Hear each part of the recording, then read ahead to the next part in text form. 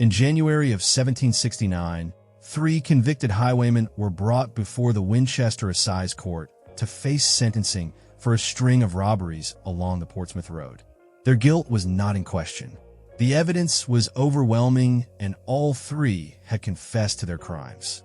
What caused the presiding judge, Sir William Cartwright, to postpone sentencing for 7 days was not a matter of innocence, but a matter of sanity. The men claimed on the night of December 14, 1768, they had attempted to rob a coach traveling without lights on the moonlit road near Alton in Hampshire. They insisted that the coachman who drove that vehicle had been dead for at least 30 years. 2 of the 3 robbers would hang within a month. The third, a man named Jonas Whitmore, would spend 22 years in Newgate Prison, and upon his release would return to that stretch of road and vanish without a trace. The court records from Winchester contain 43 pages of testimony regarding what the men encountered that December night. The documents remained sealed for over a century. The Portsmouth Road in the 18th century served as the primary artery between London and England's greatest naval port. Merchants, naval officers, wealthy travelers returning from the continent, and mail coaches all passed through the wooded stretches of Hampshire that connected Guildford to Winchester. By the 1760s, the road had earned a grim reputation among travelers who knew its dangers extended beyond the common threat of robbery. Villages along the route spoke of a coach that appeared on moonless nights, traveling without lanterns, pulled by 4 black horses that made no sound upon the packed earth. The accounts were old, older than anyone could remember, and they had become so woven into local superstition that educated travelers dismissed them as the fantasies of country folk who had drunk too much cider. Jonas Whitmore was 43 years old in December of 1768, a former cavalry sergeant who had served in the 7 Years' War and returned to England with a wound in his left leg that prevented honest labor. He had taken to highway robbery 5 years earlier, operating primarily along the Portsmouth Road, where he knew the terrain from his military days. By his own account given at trial, he had robbed 97 coaches, carriages, and individual travelers without once resorting to murder. He was known to other highwaymen as a professional, a man who planned his ambushes with military precision and never allowed drink or passion to interfere with his work. The 2 younger men who rode with him that December, brothers named Samuel and Edward Marsh, had been under his tutelage for 2 years. Whitmore had taught them everything he knew about reading the roads, estimating a traveler's wealth by the quality of their horses, and choosing positions that offered both concealment and escape routes. On the evening of December 14th, the 3 men waited in a copse of oak trees approximately 4 miles south of Alton, at a bend in the road where the ground sloped upward on the eastern side, creating a natural blind. The location was one Whitmore had used successfully on 11 previous occasions. A light snow had fallen that morning, enough to muffle hoofbeats and provide a faint illumination from the reflected moonlight. The air was cold, perhaps 5 degrees below freezing, and the men had fortified themselves with a flask of brandy that they passed between them as they waited. Samuel Marsh, the younger of the 2 brothers at 24 years of age, later testified that they had been in position since 4 in the afternoon and had allowed 2 coaches to pass unmolested because Whitmore judged them to be common mail carriers unlikely to yield significant profit. They were waiting for something better. At approximately 9:30, according to Whitmore's estimation based on the position of the moon, Edward Marsh noticed movement on the road from the south. He alerted his companions with a low whistle, the signal they had agreed upon. Whitmore moved to the edge of the tree line and observed a coach approaching at what he described as an unusual pace, neither fast nor slow, but somehow wrong in its rhythm. He could not immediately identify what disturbed him. The vehicle moved smoothly, more smoothly than any coach he had ever seen on that rutted road. There were no lanterns burning, which was strange enough on a December night, but the faint moonlight reflecting off the snow allowed him to make out the general shape of the vehicle. It was a Berlin coach, the heavy enclosed type favored by wealthy travelers in the previous century, with a distinctive curved roof and large rear wheels. The body sat high on its springs, the design of coachmakers who had long since stopped practicing their trade. Whitmore gave the signal to prepare. The brothers emerged from the trees on the opposite side of the road, positioning themselves to block the coach's forward progress, while Whitmore would approach from behind. This was their standard method, one that had never failed them. Samuel Marsh stepped into the road first, raising his pistol and calling out the traditional demand. The coach did not slow. It continued at that same strange, gliding pace, and Samuel was forced to leap aside to avoid being struck by the forward horses. He shouted a curse and fired his pistol into the air as a warning. The report echoed through the bare trees and faded into silence. The coach stopped. The abruptness of the halt was the first thing all three men would later describe as unnatural. Horses do not stop instantly when pulling a heavy load. They slow, they shift, they toss their heads and blow steam in the cold air. These horses simply ceased moving, as though they had been carved from black stone and placed upon the road as an artist's rendering of motion frozen in time. Whitmore approached from the rear, his pistol leveled at the coachman's box. The figure sitting there wore a heavy greatcoat and a broad-brimmed hat pulled low. Whitmore called out, demanding that the driver step down and that any passengers inside reveal themselves. The figure did not respond. It sat motionless, hands positioned on the reins, head slightly bowed as though in sleep or prayer. Edward Marsh had moved to the side of the coach and was attempting to see through the windows. The glass was dark, covered from inside with what appeared to be heavy curtains, and he could make out nothing of the interior. He rapped on the door with the butt of his pistol and demanded that whoever was inside open up. The sound of metal on would seem to hang in the air longer than it should have, and Edward later testified that he felt as though the coach itself had heard him and was considering whether to respond. Samuel had recovered from his near collision with the horses and approached the team from the front. He reached out to take the bridle of the lead horse and recoiled immediately. The animal was cold, not merely cold from the winter air, but cold in the way that meat left in an icehouse is cold. Cold in a way that suggested the absence of anything that had ever been alive. Samuel backed away and told his brother what he had felt. Edward touched the side of the coach itself and found it wood equally cold, cold enough that his fingers stuck momentarily to the lacquered surface when he pulled his hand away. Whitmore had climbed onto the step at the rear of the coach and was now level with the coachman's box. He called out again, this time threatening to shoot if the driver did not comply. The figure remained still. Whitmore reached out with his free hand and grasped the driver's shoulder, intending to spin him around and force compliance. The body turned too easily. It pivoted at the waist with no resistance, as though it weighed nothing at all, and the face that emerged from beneath the hat brim made Jonas Whitmore, a man who had seen death at Minden and Warburg, release an involuntary cry that brought both brothers running. The face was not a face. It was the suggestion of a face, the memory of a face rendered in something that was neither flesh nor bone, but some substance that Whitmore could not identify. The skin, if it could be called skin, had the texture and color of parchment that had been left in water and then dried in the sun.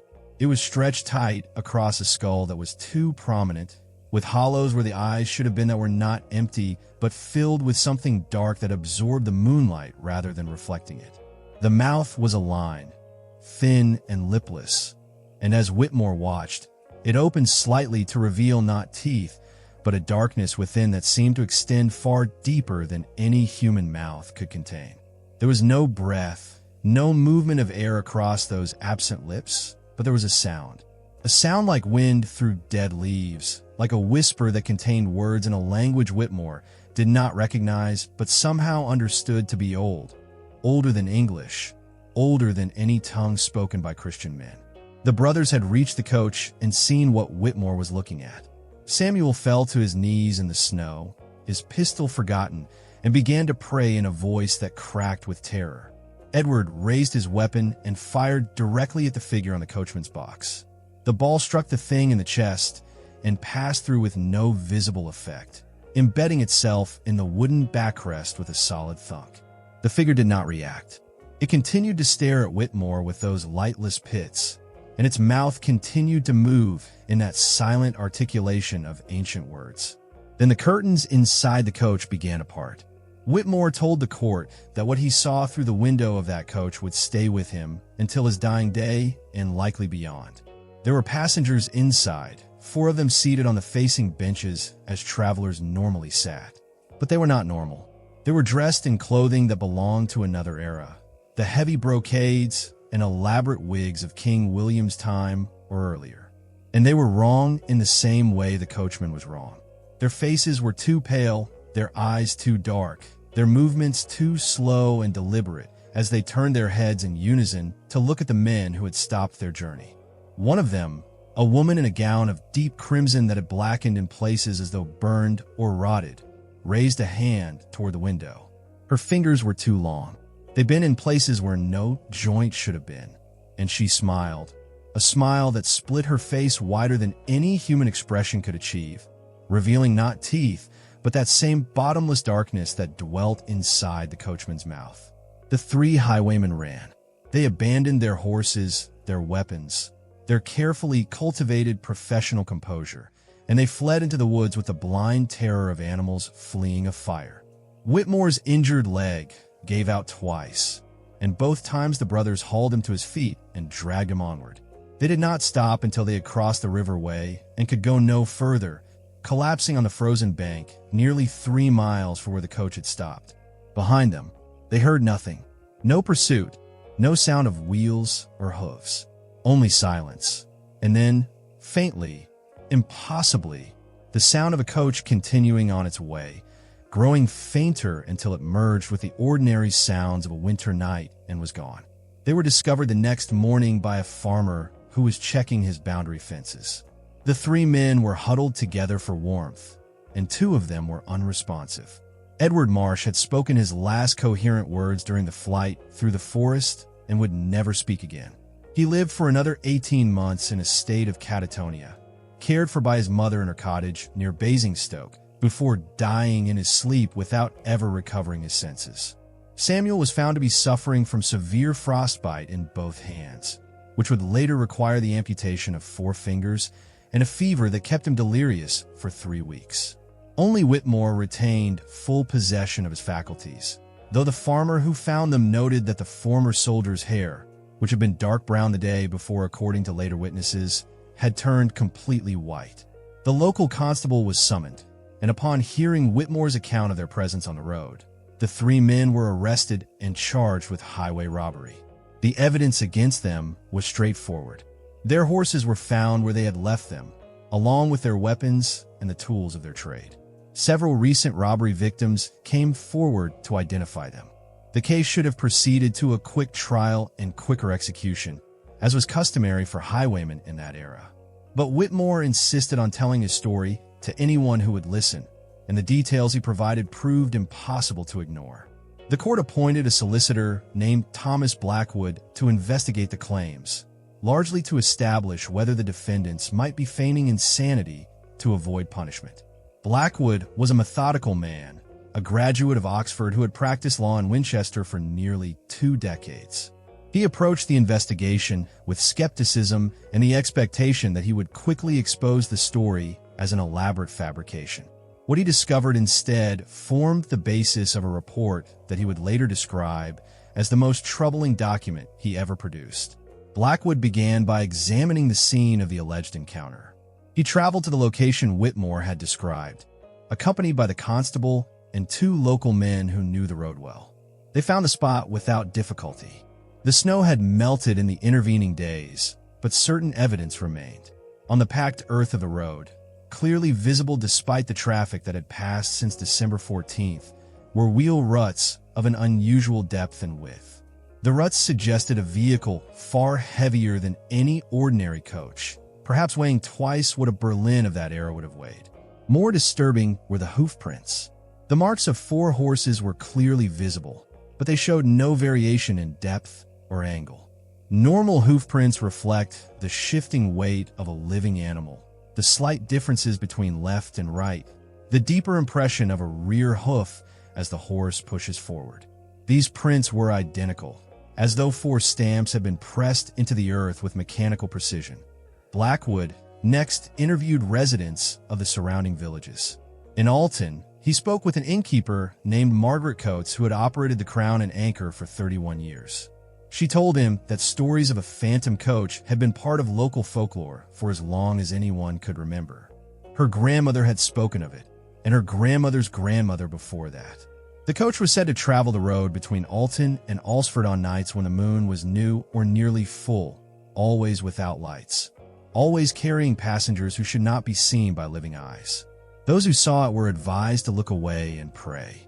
Those who attempted to interfere with it, as the Highwaymen had done, were said to forfeit something essential, something that could not be named but whose absence was felt for the rest of their days. In the village of Chawton, Blackwood found an elderly clergyman named Reverend Isaiah Morton who had served the parish for 43 years. Morton was initially reluctant to discuss the matter, citing his concern that a man of the cloth should not propagate superstition. But when Blackwood pressed him, emphasizing the legal importance of the investigation, Morton retrieved a leather-bound journal from his study and read aloud from entries dated 1723 and 1741. Both entries described incidents remarkably similar to what Whitmore had experienced. In 1723, two young men returning from fair in Guildford had encountered a coach without lights on the road near Alton. They had attempted to hail it, thinking perhaps the driver had fallen asleep and the passengers were in danger. The coach had stopped, and what emerged from within had driven one of the men permanently mad and caused the other to flee to Bristol, where he entered a monastery and never spoke of the incident again. In 1741, a local magistrate who had been traveling home from Winchester encountered the same coach and ordered his driver to pull alongside so he might offer assistance. The magistrate's driver had refused, whipping the horses to full gallop and not stopping until they reached the magistrate's estate 7 miles distant. The driver quit his position that night and was found 3 days later hanged in his lodgings, a note pinned to his chest that read, "Only may God forgive what I have seen." Reverend Morton had his own theory about the coach, though he admitted it was speculation built upon fragments of older stories.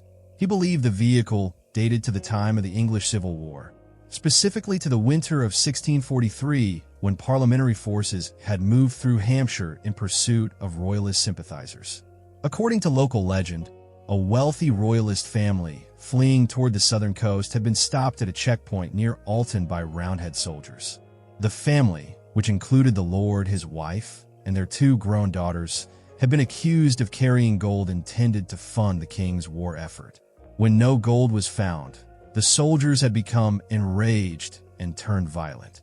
What happened next was not spoken of directly in any account Morton had found, but the implication was clear. The family had been killed, their bodies placed back in their coach, and the vehicle driven off the road into a ravine where it was left to rot. The soldiers had reported the family as having escaped, and no investigation was ever conducted. Morton believed that the family had never completed their journey, that they remained on the road between Alton and Winchester in some form, continuing to travel toward a destination they would never reach. He emphasized that this was merely legend, that he had no proof, and that he counseled anyone who asked to trust in God's mercy rather than in stories told by frightened peasants. But he also admitted that he had never traveled that road at night himself, and that he never would. Blackwood's report continued with testimony from other witnesses who had encountered unusual phenomena on the Portsmouth Road. A male coach driver named William Garrett described an incident from August of 1752 in which his team had suddenly refused to move forward on a clear summer evening, backing and whinnying in terror despite the absence of any visible obstacle. Garrett had descended from his seat to investigate and had felt an intense cold radiating from a patch of road directly ahead of his coach, cold so severe that frost had formed on the grass at the verge despite the warm weather. He had led his horses around the spot on foot, traveling an additional quarter-mile before they would consent to be ridden again. A physician traveling from Portsmouth to London in 1761 reported seeing lights moving through the trees alongside the road, lights that kept pace with his carriage for nearly a mile before suddenly vanishing. He had attributed the phenomenon to marsh gas at the time, but learned upon reaching London that there were no marshes in that section of Hampshire. The most detailed account came from a source Blackwood had not expected. In the archives of the Hampshire Militia, he discovered a report filed in 1755 by Captain James Aldrich, who had been conducting a routine patrol of the road following reports of increased highwayman activity. Aldrich and 6 of his men had been traveling south from Alton at approximately 11 in the evening when they observed a coach approaching from the opposite direction. The coach was traveling without lights, which was sufficient cause for Aldrich to order it stopped for inspection.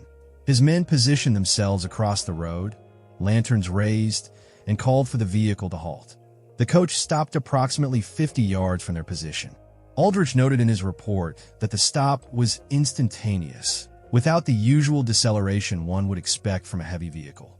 He ordered 2 of his men to approach and demand identification from the driver. The men complied, walking toward the coach with their lanterns held high. When they reached a distance of approximately 30 feet, both men stopped. One of them, a corporal named Henry Peters, dropped his lantern and began to retreat. The other, a private whose name was not recorded, stood frozen in place. Aldrich called out, demanding to know what was happening. Neither man responded. The private began to tremble violently, his entire body shaking as though gripped by a palsy. Then he fell to the ground and did not move again. Aldrich ordered his remaining men to advance, but before they could comply, the coach resumed its movement. It passed directly through their formation, though Aldrich was certain his men had not cleared a path for it. The vehicle moved between them as though they were not there, and as it passed, Aldrich felt a cold so intense that it burned his exposed skin like fire. The horses pulling the coach, he wrote, appear to be horses only in the general sense of their shape. They did not move as horses move. Their legs did not bend at the knee. They glided forward as though mounted on invisible wheels, their heads fixed in position, their eyes reflecting nothing despite the lantern light. Aldrich did not see the driver or the passengers. He could not bring himself to look. The private who had fallen was found to be dead when they reached him. His body bore no marks of violence, but his face was fixed in an expression of such terror that 2 of Aldrich's men refused to touch him until a blanket had been placed over his head. The corporal who had retreated was found hiding in the woods the next morning, unable to speak coherently. He was discharged from the militia and committed to an asylum in Southampton, where he died of unknown causes within the year. Aldrich himself never spoke publicly about the incident. His report was filed with the notation routine patrol, no incidents, and was only discovered by Blackwood because a clerk had misfiled it among correspondence rather than official records. Blackwood presented his findings to Judge Cartwright on January 12, 1769. The judge read the report in its entirety, then sat in silence for nearly 10 minutes before responding. He stated that the testimony gathered by the solicitor, while extensive and consistent across multiple independent sources, could not be admitted as evidence in a court of law. The phenomena described were beyond the capacity of any earthly authority to verify or explain. He would therefore proceed with the trial on the basis of the established facts, which were that the defendants had been engaged in the crime of highway robbery and had been apprehended with evidence sufficient to secure conviction. Samuel Marsh was found guilty and sentenced to death by hanging. His brother Edward, still catatonic, was declared unfit to stand trial and remanded to the custody of his family. Jonas Whitmore was found guilty on 17 counts of highway robbery, but the jury, apparently moved by the consistency of his testimony and the visible toll the experience had taken on his appearance and demeanor, recommended mercy. Judge Cartwright sentenced him to transportation to the American colonies, but Whitmore refused to board the ship when it arrived in Portsmouth. He stated that he would rather spend his remaining years in an English prison than set foot on any road that led to that port. He was instead committed to Newgate Prison, where he remained until 1791. The story might have ended there, a footnote in the records of Hampshire's criminal courts, had it not been for events that occurred in the years following the trial. In March of 1770, a coach traveling the Portsmouth Road near Alton overturned under circumstances that defied explanation. The vehicle had been moving at moderate speed on a straight, well-maintained section of road when it suddenly left the ground on one side, as though lifted by an invisible force, and crashed onto its roof in the adjacent ditch. The 4 passengers and driver escaped with minor injuries, but all 5 reported that immediately before the accident, they had observed another coach approaching from ahead, traveling without lights. The approaching vehicle had not been seen after the crash, and no evidence of its passage was found on the road. In 1782, a young clergyman named Thomas Whitfield was traveling to his new parish in Winchester when his coach encountered mechanical difficulties near the same stretch of road. The driver stopped to make repairs, leaving Whitfield alone in the vehicle as night fell. In a letter to his brother preserved in the Hampshire Record Office, Whitfield described hearing the sound of approaching hooves and wheels, though he could see nothing on the road. The sound grew louder, then suddenly stopped directly beside his coach. For several minutes, he wrote, he felt a presence outside his window, something watching him through the glass. He did not look. He pressed his face against the seat cushion and prayed until the presence departed. When the driver returned, he found the clergyman in a state of severe distress, muttering prayers and refusing to remove his face from the cushion. The driver also noted that the exterior of the coach was covered in a thin layer of frost, despite the warm spring evening. The most troubling incident occurred in 1798, nearly 30 years after Whitmore's trial. A local historian named Edward Pemberton had become interested in the phantom coach legend and had spent several years collecting accounts from residents along the Portsmouth Road.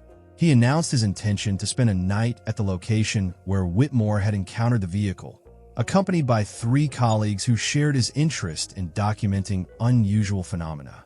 The 4 men set up a camp at the roadside on the evening of October 12th, equipped with lanterns, writing materials, and, perhaps unwisely, a quantity of brandy to ward off the autumn chill. What happened that night was reconstructed from a single source. Pemberton's journal was found the next morning beside the remains of their campfire. The 3 colleagues were never seen again.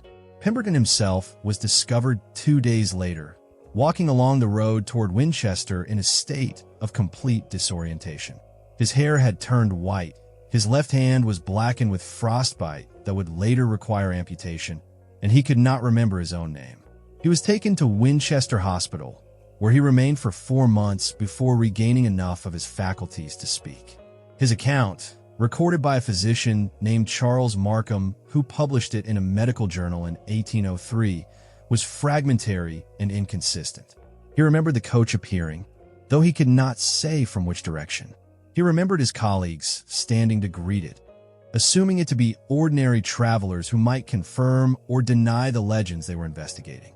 He remembered the cold, a cold that seemed to emanate from the vehicle itself, spreading outward like a living thing and extinguishing their lanterns one by one. He remembered the door of the coach opening, though he did not see who or what emerged. He remembered running, and after that, nothing until he awoke in the hospital. Of his 3 colleagues, the physician's journal states that Pemberton spoke their names only once, then began to weep and could not be consoled. A search of the area found no bodies, no equipment beyond Pemberton's journal, and no evidence that anyone other than Pemberton had been present. The journal's final entry, written in a hand that trembled so badly the words were barely legible, consisted of a single sentence repeated 3 times. It is not a coach. It is not a coach. It is not a coach. Pemberton never explained what he meant by this. He lived until 1821, spending his final years in a cottage near Salisbury, where neighbors reported that he never traveled after dark and kept every window of his home shuttered regardless of the weather. Jonas Whitmore was released from Newgate Prison in 1791, having served his full sentence. He was 66 years old, white-haired, and walking with the aid of a crutch due to the old cavalry wound that had troubled him throughout his imprisonment. Those who spoke with him in the weeks following his release described a man consumed by a single purpose. He intended to return to the Portsmouth Road and find the coach that had changed his life. He believed that what he had seen that December night was still there, still traveling its endless route, and that he alone possessed the knowledge to stop it. He did not explain how he had come to this belief or what he intended to do. Whitmore left London on October 3rd, 1791, traveling by public coach to Guildford, then by hired horse toward Alton. He was last seen at the Crown and Anchor on the evening of October 5th, where Margaret Coates, now in her 83rd year, recognized him for descriptions she had heard decades earlier. She told him not to go. She told him that whatever dwelled on that road was not meant for human understanding or intervention. Whitmore thanked her for her concern, paid for his meal, and walked out into the night.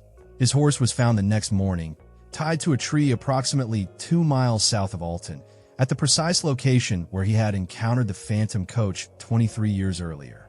Of Jonas Whitmore himself, nothing was ever found. No body, no possessions, no evidence of violence or flight.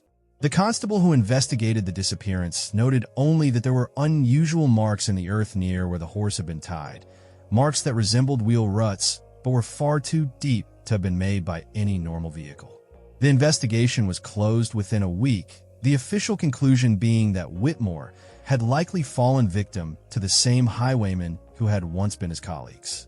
The phantom coach continued to be reported along the Portsmouth Road throughout the 19th century, though the frequency of sightings decreased as the railroad gradually replaced coach travel as the primary means of long-distance transportation.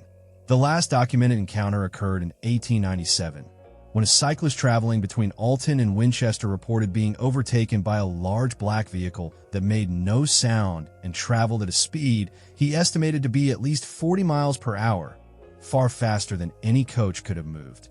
The cyclist followed the vehicle at a distance until it reached a bend in the road and simply vanished, leaving no tracks, no evidence that it had ever been there. In 1923, a team of researchers from the Society for Psychical Research attempted to document the phenomenon using the scientific methods available at the time. They spent 3 nights at various locations along the road, equipped with cameras and recording devices. They captured nothing conclusive, though one photograph taken near Chawton shows what appears to be a dark shape on the road that was not visible to the naked eye when the exposure was made. Analysis of the photograph proved inconclusive.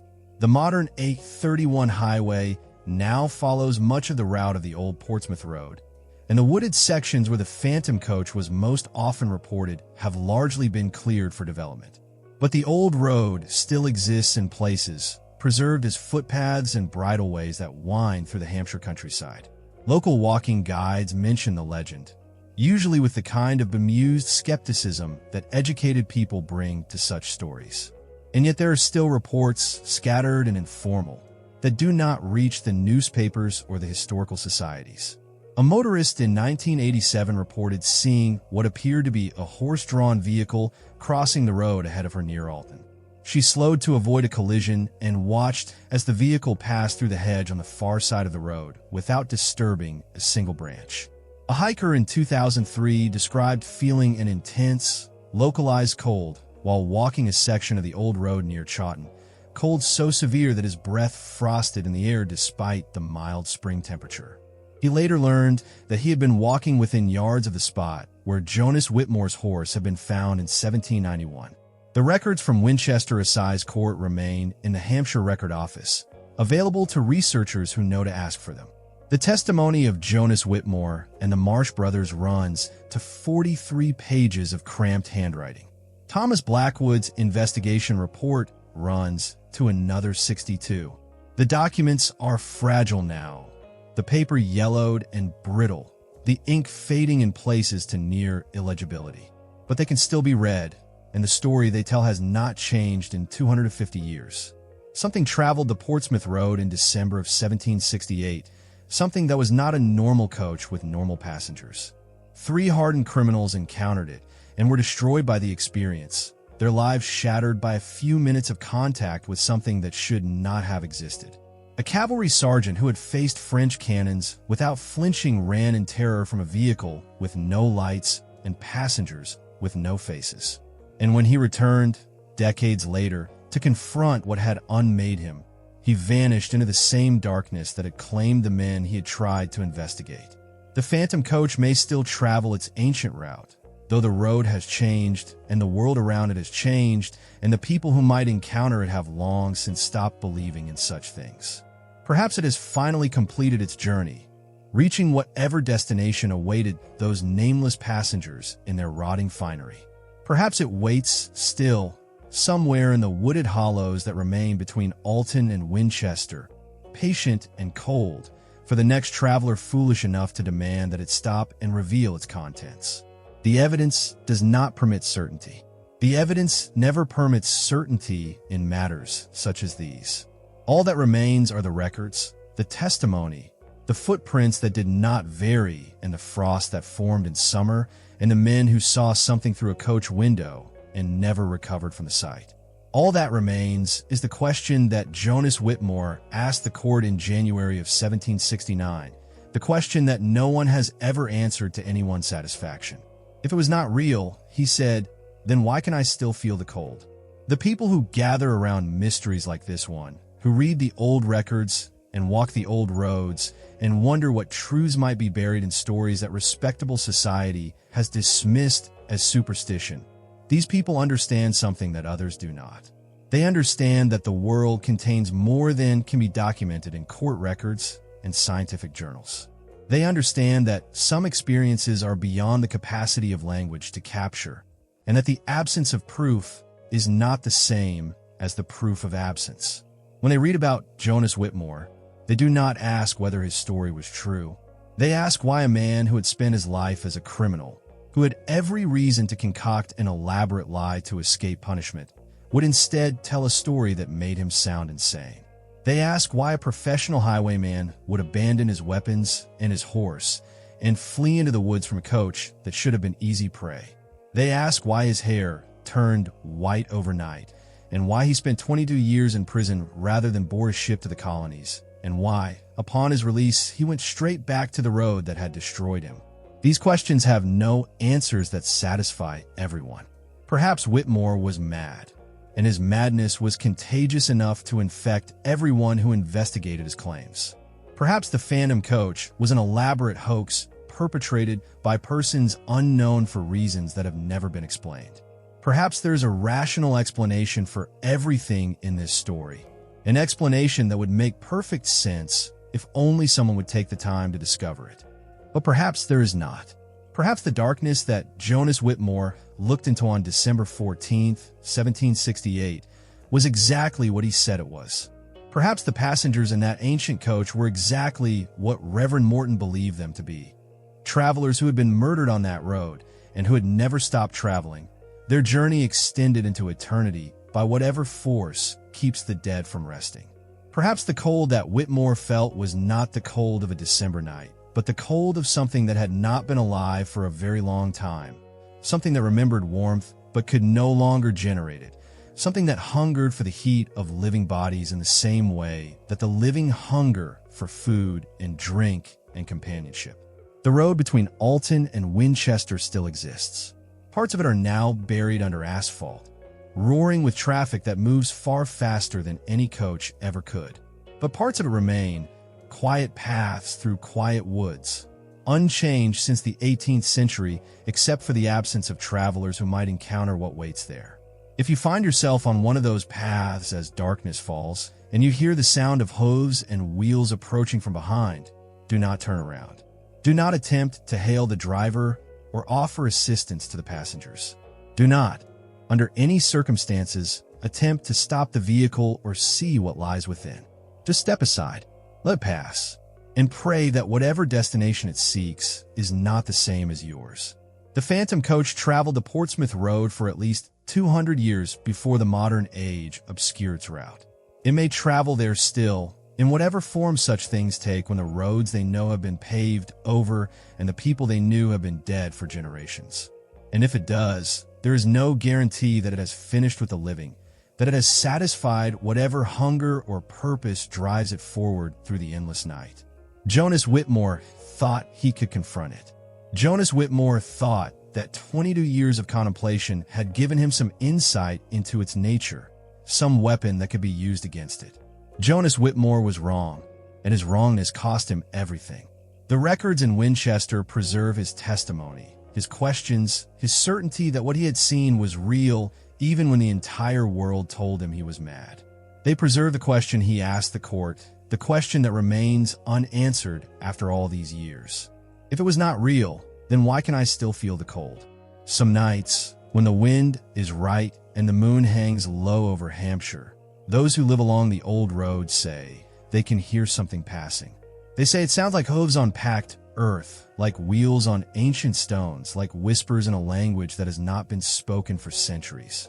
They say the sound moves from south to north, always from south to north, as though something is still trying to reach a destination that no longer exists on any map. They did not go outside to look. They have heard the stories. They know what happened to the men who tried to stop the coach and see what traveled within it. And somewhere on the roads of Hampshire, in the darkness between the streetlights and the headlamps and the glow of the modern world, something continues its journey. Something that was interrupted once, long ago, and has never forgiven the interruption. Something that remembers Jonas Whitmore and Edward Marsh and the private who fell dead at the sight of it. Something that is waiting, patient as only the dead can be, for the next person foolish enough to call out into the night and demand that it stop.